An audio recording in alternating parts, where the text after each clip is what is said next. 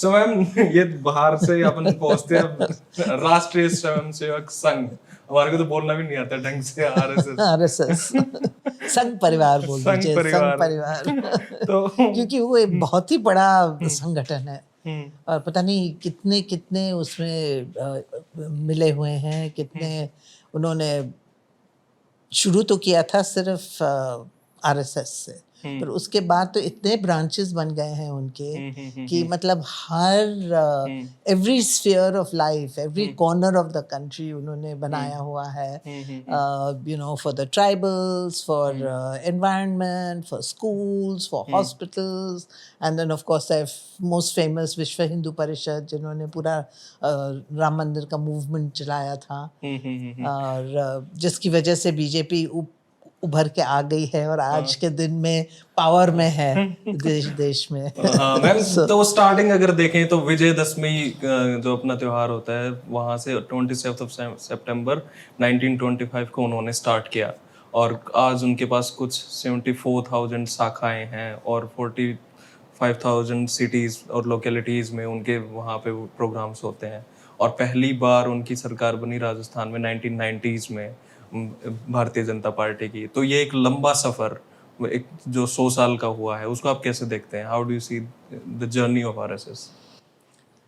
देखिए, जब आरएसएस शुरू हुई थी तब तो उनका पूरा फोकस था हिंदूज को यूनाइट करने में और हिंदूज को मजबूत बनाने में, हिंदू सोसाइटी को मजबूत बनाने में। क्योंकि उनका ये था कि पहले 1000 साल मुसलमान ने राज किया यहाँ, उसके बाद अंग्रेज़ों ने राज किया, और हिंदूज जो हैं वो कमज़ोर हो गए, बिखर गए, अपनी पूरी कल्चर और हिस्ट्री भूल गए। तो उनका पूरा फोकस यही था कि हिंदू समाज को फिर से उनको उभर के आना है, उठाना है, रिवाइवल, और revive it and strengthen it, unite it and strengthen it. यही उनका पूरा एम था, गोल था ये। तो इस वजह से उन्होंने, मतलब उस टाइम तो कांग्रेस फ्रीडम मूवमेंट चला रही थी, तो ये दो अलग अलग स्ट्रैंड्स चल रहे थे देश में, एक तो फ्रीडम स्ट्रगल का और एक ये हिंदूज को यूनाइट करने का और यू नो हिंदू कल्चर को रिवाइव करने का। और पर नेचुरली आई थिंक उस टाइम में ये जो स्वतंत्रता का सेंटिमेंट था वो ज़्यादा स्ट्रॉन्ग था, तो Congress became the party of the freedom movement. और आरएसएस ने तो पार्टिसिपेट भी नहीं किया, बल्कि आरएसएस ने एक तरह से कोलैबोरेट भी किया अंग्रेज़ों से। जैसे कि सावरकर ने, मतलब वो जेल में थे, फिर उन्होंने मर्सी पिटिशन लिखा और फिर उसके बाद वो उनको रिलीज़ किया गया था। और आरएसएस ने भी काफ़ी समर्थन किया ब्रिटिश का, क्योंकि उनका ये सोच था कि अगर हम इनके खिलाफ चलेंगे तो वो हमको बैन कर देंगे। ओके। तो वो फिर हमको फिर वो फ्रीडम नहीं मिलेगा हमारे एक्टिविटीज़ चलाने के लिए। तो उन्होंने समर्थन किया, पर नेचुरली क्योंकि देश में ये स्वतंत्रता की भावना उठ गई थी, गांधी जी ने काफ़ी काम किया, इतने तो आंदोलन चलाए उन्होंने, तो वो ही डोमिनेट किया और अंत में देश स्वतंत्र हुआ और आरएसएस का राज आ गया। नहीं, पीछे रह गया। और फिर उसके बाद महात्मा गांधी की हत्या हो गई, जिसकी वजह से आरएसएस पे बैन लग गया था। वैसे तो आरएसएस का हाथ कभी प्रूव नहीं हुआ असैसिनेशन में, पर अगर आप सरदार पटेल के उस टाइम में जो चिट्ठियां लिखी उन्होंने, जो स्पीचेस दिए, उन्होंने कहा कि इस आइडियोलॉजी ने एनवायरनमेंट बनाया जिसमें महात्मा गांधी की हत्या हो गई है। तो उन पे बैन लग गया और उनको अंडरग्राउंड जाना पड़ा। तो वो जो कलंक लगा ना आरएसएस पे, वो एक्चुअली उनको बहुत साल लगे वो कलंक को हटाने में, मिटाने में। एंड अगर मैं कोई टाइमलाइन देखूं कि कब ये कलंक फाइनली हटा, मैं कहूँगी कि जब वो जयप्रकाश नारायण ने अपना आंदोलन शुरू किया था इंदिरा गांधी के खिलाफ, इमरजेंसी के खिलाफ, और आरएसएस ने बहुत उनको समर्थन दिया, बहुत बड़ा हिस्सा लिया। सारे जो कार्डर्स निकले थे सड़क पे प्रोटेस्ट मार्चेस में, वो लार्जली आरएसएस के कार्यकर्ता थे। तो और फिर उसके बाद इंदिरा गांधी हार गई चुनाव 1977 में, और जनता पार्टी की सरकार बन गई, जिसमें जनसंघ ने हिस्सा, बल्कि जनसंघ ने जनता पार्टी में अपने आप को डिसॉल्व करके जनता पार्टी ज्वाइन किया। और उसके बाद जो 40 सालों से कलंक लगते आ रहा है आरएसएस पे, मेरे ख्याल में उसके बाद काफी हद तक हट गया। क्योंकि वो they became like that whole movement, the Janata Party movement, Jayaprakash movement, was about freedom and democracy, restoration of the constitution. तो उसमें क्योंकि इन्होंने हिस्सा लिया है उसमें, तो they also got associated with those same ideals, which they were not associated with earlier, you know. And that helped to actually legitimize the RSS to a huge extent. और फिर ऑफ कोर्स जनता पार्टी टूट गई, बिखर गई, और फिर वाजपेयी और अडवाणी ने भारतीय जनता पार्टी शुरू किया। पर तब तक तो काफी एक्सेप्टेबिलिटी हो गई थी बीजेपी की। फिर आया 1984, इंदिरा गांधी की हत्या हुई, और वो चुनाव हुए उसके बाद, और बीजेपी मतलब सिर्फ 2 सीट मिली बीजेपी को, क्योंकि कांग्रेस ने तो बिल्कुल स्वीप कर दिया था सिंपैथी वेव में। तो it was like starting again, you know, from the beginning. And उसके बाद उन्होंने वो अपने कोर एजेंडा पे वापस आए, यू नो, हिंदुत्व। वो हिंदुत्व फ्रेज तो वीर सावरकर ने ही कॉइन किया था, उनकी पूरी आइडियोलॉजी थी उसमें, थीसिस था। सो दे अडॉप्टेड दैट, एंड उन्होंने अपना पालमपुर में 1986 में उन्होंने रेजोल्यूशन पास किया था कि राम मंदिर मूवमेंट को हम समर्थन करेंगे। तो वीएचपी ने तो शुरू किया था, पर फिर उसके बाद वो पॉलिटिकल मूवमेंट बन गया जब बीजेपी ने समर्थन दिया। और उस टाइम में, उस माहौल में, क्योंकि राजीव गांधी प्रधानमंत्री थे, उन्होंने काफ़ी गलतियां की। एक तो शाह बानो फेमस केस है जिसमें उन्होंने फ्लिप फ्लॉप किया। Don't you think he was too naive?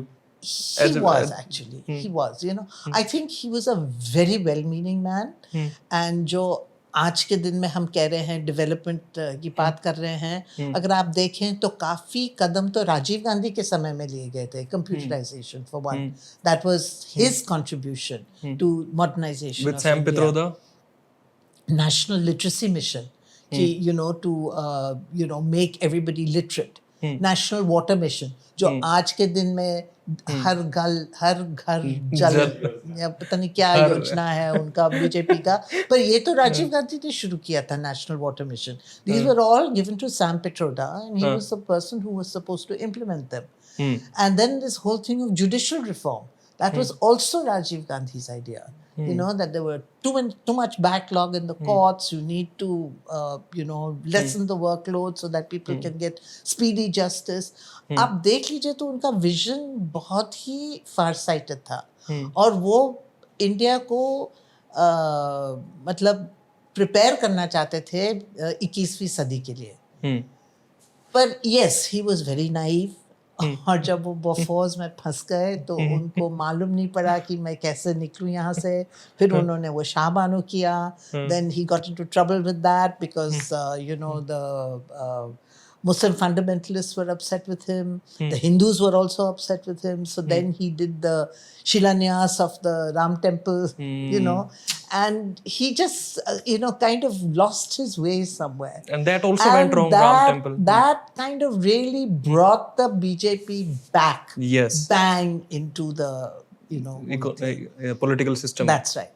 And then, of course, they 1989 में जो elections हुए थे, there was a kind of tacit understanding between VP Singh, who led the Janata Dal, and the BJP, some kind of seat arrangement they had.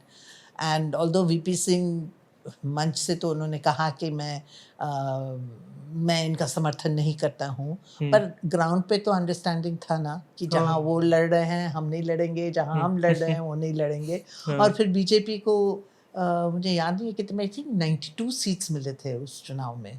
Okay. हाँ, वो काफी एक मतलब उनका काफी जंप, मतलब सोच हाँ, लीजिए कि from 2 in 1984 to 92 to in हाँ 1989, it was a huge jump for the BJP. Obviously And then came the famous रथ यात्रा, जब बीजेपी की सरकार, वो वीपी सिंह की सरकार गिर रही थी और वीपी सिंह ने मंडल कमीशन स्टार्ट किया, जिससे उन्होंने मतलब बैकवर्ड कास्ट पॉलिटिक्स इंट्रोड्यूस किया इंडियन पॉलिटिक्स में, उसको फॉर्मलाइज किया बैकवर्ड कास्ट पॉलिटिक्स। और बीजेपी ने मंडल का जवाब कमंडल से दिया, तो उन्होंने वो रथ यात्रा शुरू किया था LK अडवाणी ने। और वो रथ यात्रा जो चली था, मुझे याद है, मैं तो गई नहीं थी, पर बीजेपी के लोग बता रहे थे, मुरली मनोहर जोशी जो बहुत सीनियर लीडर थे, उन्होंने मुझे बताया कि मतलब जैसे अडवाणी जी का रथ जाता था तो उसके पीछे पीछे औरतें दौड़ती थीं और वो उसकी धूल मिट्टी उठा के ना अपने सर पे लगाते थे, as if it's some sacred soil, some pious and Murli Manohar Joshi ने ये भी कहा, जो अब हम देखने जा रहे हैं बीजेपी के पॉलिटिक्स में, कि women had become big devotees of the BJP after that. Perhaps because of the religious sentiment or anything. And so जैसे कि अगर परिवार में, for the first time he said they saw कि परिवार में आदमी एक तरफ वोट दे रहा है पर औरत अपना मतलब इंडिपेंडेंट थिंकिंग के साथ बीजेपी को वोट दे रही है। हाँ ये था। तो उसके बाद he told me, he said कि फिर हमको समझ में आया कि ये विमेन कंस्टिट्यूंसी जो है ये बहुत ही पावरफुल बन सकती है, बहुत ही इम्पोर्टेंट कंस्टिट्यूंसी है। और अगर आप देख लें, वो पूरा इनकॉर्पोरेट किया है मोदी जी ने अपने पॉलिटिक्स में, this whole thing of catering to the women constituency with this Ladli Behna scheme in Madhya Pradesh and that scheme in Maharashtra, सब जगह। Then in Delhi also. In Delhi also, absolutely. That's right.